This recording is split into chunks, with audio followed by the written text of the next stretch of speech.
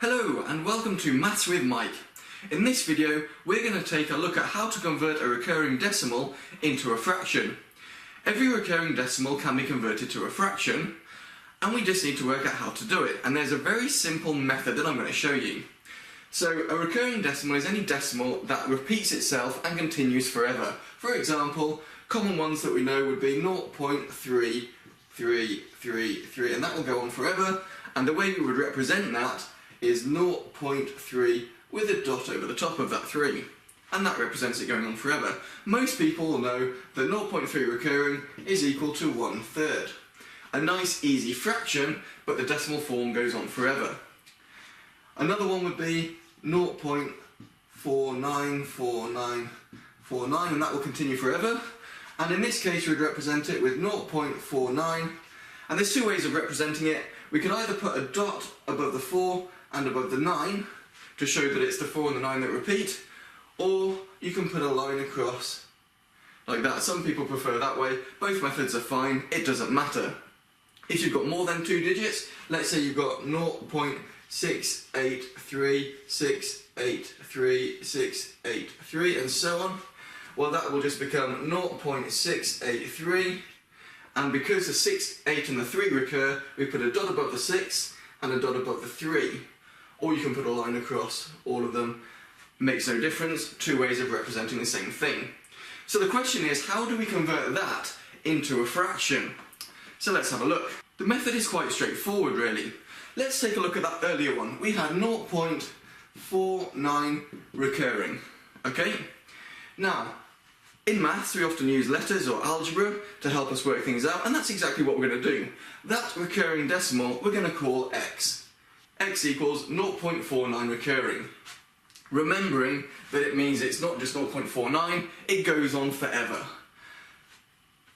So in fact I'm actually going to write that out here. X equals 0.494949, so on, okay? Now, the first thing I'm going to do is multiply this by something to get the decimal point at the end of the first recurring section. So the 49 is what recurs, and I need the decimal point at the end of that first 49. Okay? So that's multiplying it by one decimal place would be 10, second decimal place would be 100.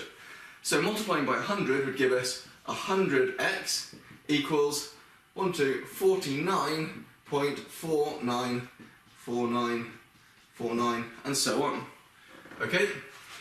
The next thing we're going to do is have the decimal at the beginning of the recurring sequence.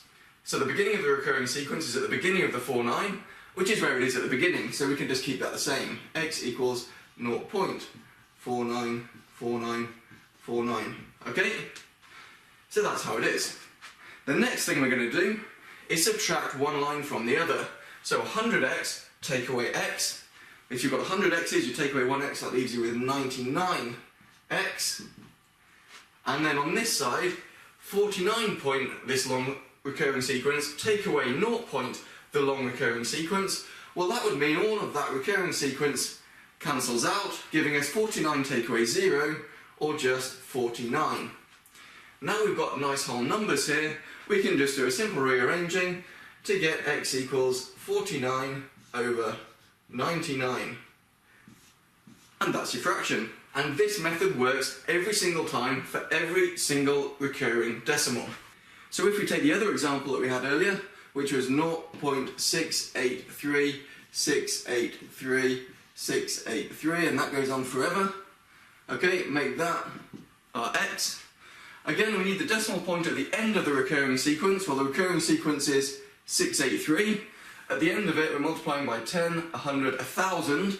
So we've got 1000 x would be 683.683683, and so on.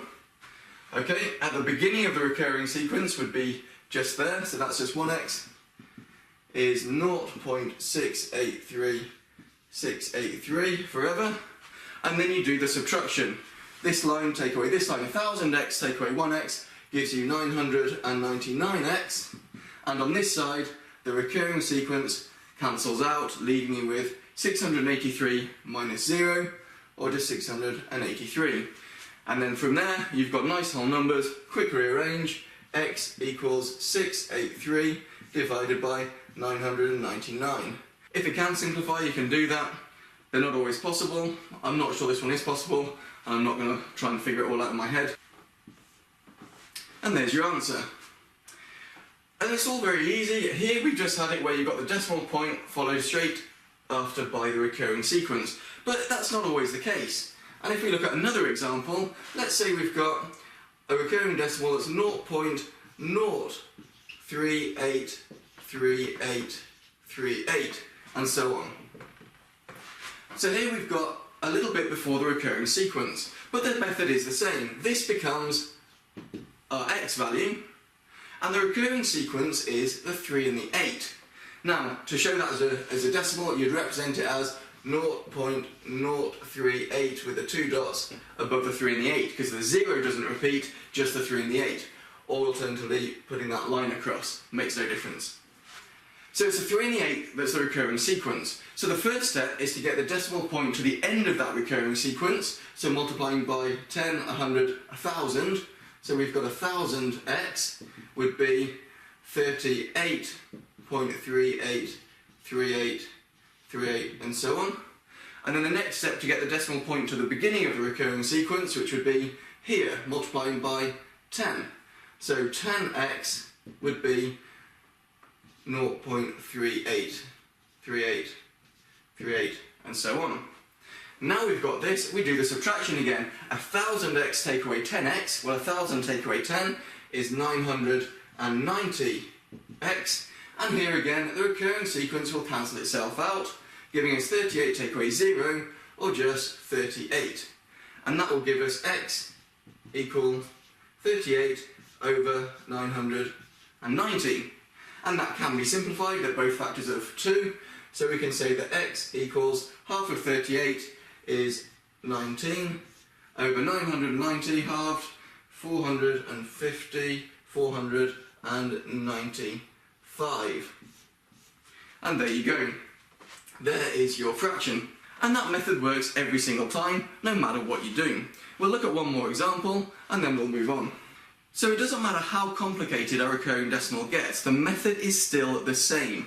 So let's have 4.89321321.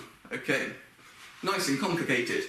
Now, this would be, that goes on forever of course, this would just be 4.89, and the 321 is what recurs, so the dots go above the 3 and the 1, or the line would go above that whole section between the 3 and the 1. Okay? So that's what it would be in shorthand, essentially. So with the same method, this becomes our x value, but we're going to do something first. We're going to say, here we've got 4 holes. We're going to get rid of them first, okay? So we're going to end up with 0.89321, 321, 321, and so on, okay? Remembering that we've just taken that 4 out, we'll remember that at the end, okay? The recurring sequence is 321. That is our x value. So we need to multiply this to get the decimal point to the end of that recurring sequence. So that would be multiplying by 10, 100, 1,000, 10,000, 100,000. So 100,000 x is going to be 89321.321, 321, going on forever. And then the next step, getting that decimal point to the beginning of the recurring sequence, multiplying by 10, 100. So we've got 100x equals 89.321321, and going on. Now we do the subtraction. 100,000 take away 100 is going to give you 99,900x, and here the recurring pattern deletes itself, and we've got 89,321 take away 89, giving us 89,232. Now we've got our nice whole numbers, we can simply rearrange to get our fraction. X equals 89232 over 99900. And from that we can simplify, But before we do that, actually, we're just going to need to go back to our original question, and we've got this 4 in there. So our real answer is that this number here is, so 4.89321 is equal to 4 wholes and 89232 over 900. And so we've got a mixed number here. We can simplify that if we want. 4, and then we've got a half at the top. So that would give us 4, 4, 6, 1, 6 over half of 9 is 4. That would give us that, and we can look at that, and that can be halved again. 4, and so we've got a 2. And we could keep looking at that, and we could keep trying to go again and again and again. That's got 3's in it, so we can divide by 3. That would give us 4, and